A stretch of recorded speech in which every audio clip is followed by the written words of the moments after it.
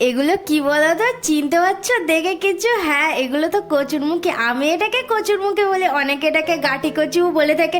কচুরমুখীগুলো ভালোভাবে ছাড়িয়ে নিয়েছিলাম, তারপরে কড়াইয়ের মধ্যে খানিকটা তেল দিয়ে ওতে বড়িগুলোকে ভালো করে লাল লাল করে ভেজে তুলে নিয়েছিলাম। তারপরে ওই তেলের মধ্যে আলুগুলোকেও না ভালো করে লাল লাল করে ভেজে রেখে তুলে দিয়েছিলাম। আর আমি না কচুরমুখীগুলোকে আগে থেকে না সিটি মেরে নিয়েছিলাম, ওই জন্য কচুরমুখীগুলো একটু বেশি সিদ্ধ হয়ে গিয়েছিল।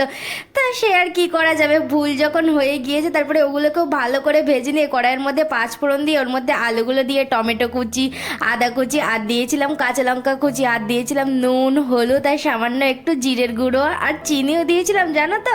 না, একটু মিষ্টি মিষ্টি ছাড়া তরকারি কি আমার ভালো লাগে? স্বাদই তো আসে না, তাই না বলো তোমরা?